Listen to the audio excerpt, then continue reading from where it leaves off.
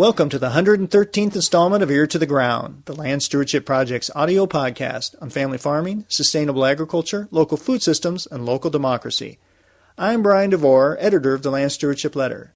When Christiana G. Hunt and Nick Seedens launched a community-supported agriculture produce operation on their South Dakota farm in 2004, the idea was so new in the region that people thought they had invented the concept. Prairie Coteau Farms started with 12 half-shares that first year and gradually grew until by 2007 they were producing vegetables for 42 shareholders. Nick's full-time job with the wind energy company is based 90 miles away, so when they were doing the CSA enterprise, Christiana was doing most of the farm work during the week. Christiana and Nick began looking at the numbers and realized they would need 100 to 120 members to make the farm a full-time endeavor for both of them. The young couple, who are now in their mid-30s, were concerned that expanding the CSA too much more at the time might put them in over their heads. They felt the need to take a bit of a time out so they could plan their farm's future. So after the 2007 season, they ended the CSA enterprise, and that fall and winter, Christiana took the Land Stewardship Project's Farm Beginnings course. Twice a month, she traveled to Marshall and southwest Minnesota to participate in classes taught by farmers and other ag professionals from the community. The course focused on goal setting, business planning, and innovative marketing. Christiana had ulterior motives for taking the class. She serves on the leadership team of Dakota Rural Action, a nonprofit family farm organization. A few years ago, Dakota Rural Action's staff and members began discussing the possibility of teaching the Farm Beginnings course in South Dakota. Christiana wanted to get a first-hand look at the course. Her time in Farm Beginnings was well spent. Dakota Rural Action now offers its own version of the course, and Christiana and Nick have been able to use some of the skills Christiana picked up in the class to better plan what they want to do with their 40-acre farm, as well as their own lives. Today, their main enterprise is certified organic garlic seed stock, which they ship all over the country. Unlike vegetables, garlic can be stored and shipped relatively easily, and it doesn't require intensive management throughout the growing season. It's an enterprise that fits better with their lifestyle right now, which consists of 2 small children and Nick working full-time off the farm.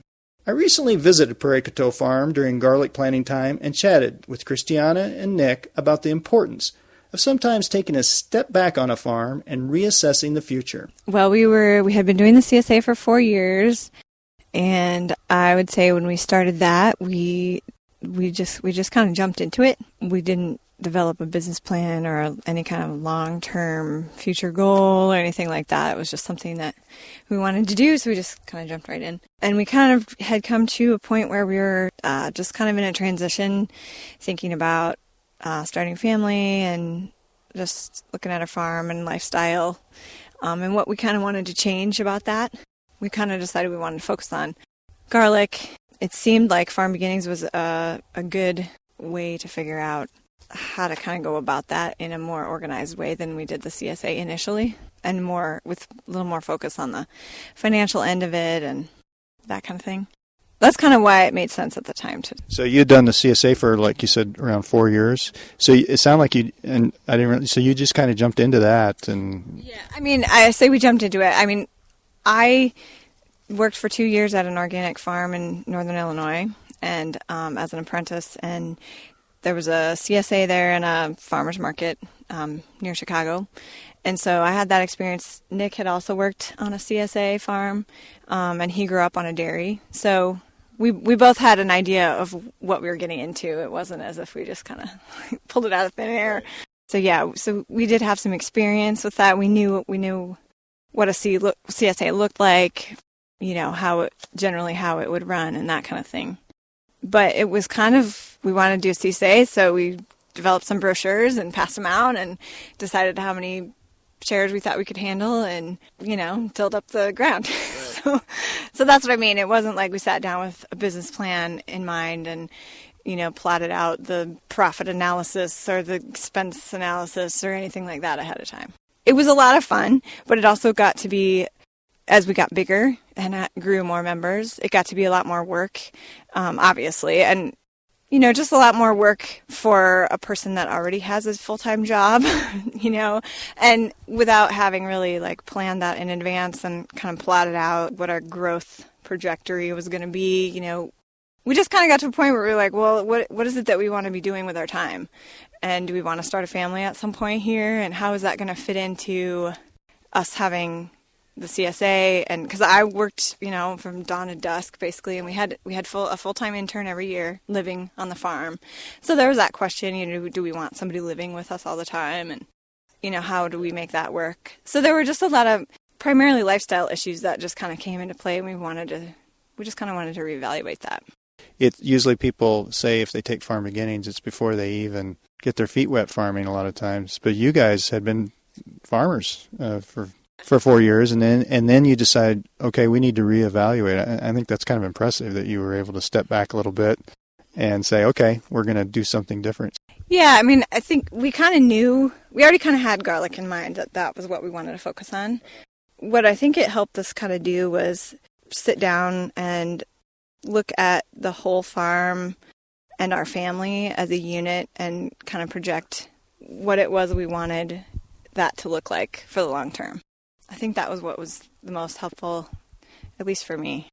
And being able to just kind of put that on paper, what our overall goal for our lives and our farm all kind of put together was, and what we envisioned our farm being in the big picture. If we had our ideal, if our place was looked ideally the way we wanted it to look, what would that be? And being able to put together a plan that kind of reflected that was really helpful, I think, and important. And the financial part was good too, to just look at that more objectively kind of, and actually put the numbers down on paper before starting out. Well, I could see how that would happen with a CSA, and that, like you said, it was a new idea in the area, and you sound like you had some success pretty early. And so sometimes that's great, but then you don't have time to kind of sit back and look at growth patterns, numbers, that kind of thing. That can be sometimes a little bit of a runaway horse. Exactly. I think that's exactly what happened to us. We sort of stopped and said, okay, so we have 42 members. How big do we really want to get? And what does that mean? If we have 100 members, how many employees do we need? And what's our equipment we need to upgrade? And, what is our life going to look like on a day-to-day basis if we do that? And it was just kind of a shock. It was like, oh, hey, let's think about the future for a second. I don't know if we can handle that. Is that what we want?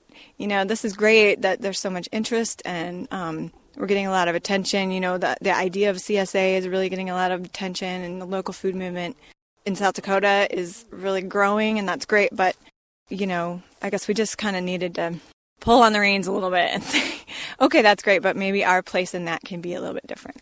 To just be able to develop an overall goal for the farm, and what we want out of that, and our quality of life in general, and how the farm fits into that. And I would say for me at least, that whole farm planning piece was really the most valuable part of the course, and it really helped for the two of us, for Nick and I, to really talk about that, really concretely, and actually have to write it down. And, that was actually really helpful, because it sort of made us both consider what the other was thinking, and see where we agreed and where we didn't. And we actually were pretty much on the same page, I think, for what we were interested in and wanting, and what our primary values were and are, and things like that. So, well, and I hate to beat this to death, but I think it's important that you guys were able to, because sometimes younger, energetic farmers, such as yourself, when they have a little bit of success with something and then it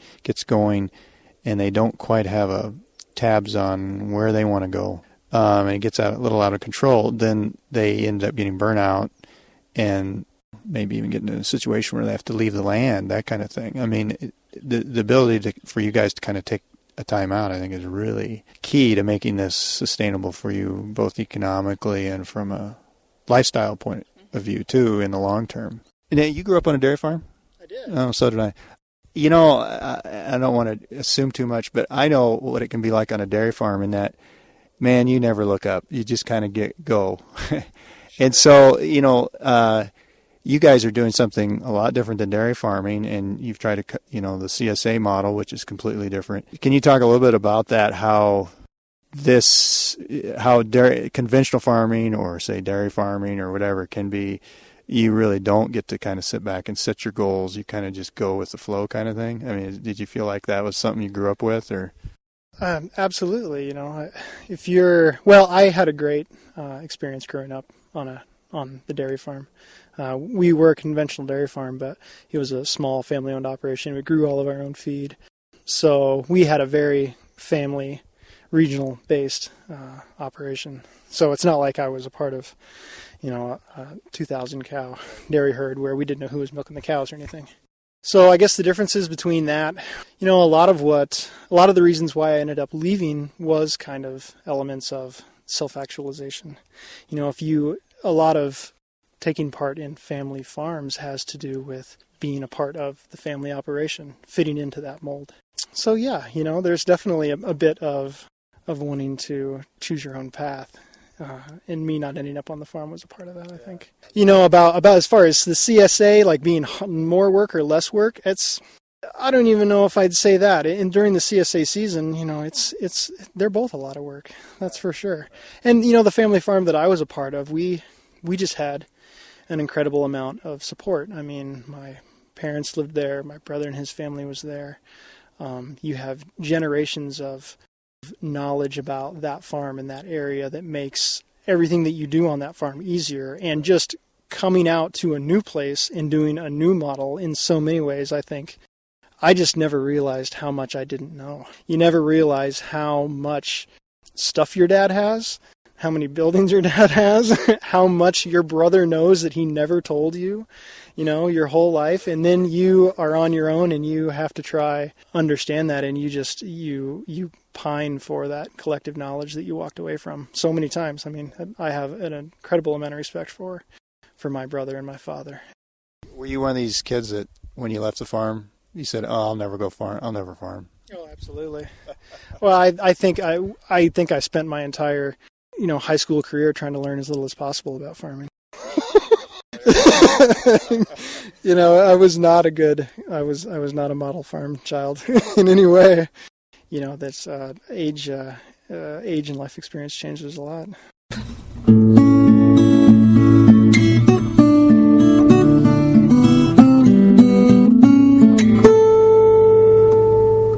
For more information on LSP's Farm Beginnings course, see www.farmbeginnings.org. For more on Dakota Rural Action's Farm Beginnings course, see dakotarural.org. The website for Prairie Coteau Farm is www.prairiegarlic.com. If you have comments or suggestions about this podcast, contact Brian DeVore at bdevore@landstewardshipproject.org, or you can call 612-722-6377. Thanks to Laura Borgendale, Western Minnesota musician, for Ear to the Ground's theme music, and a special thank you to all of Land Stewardship Project's members who make initiatives such as this podcast possible.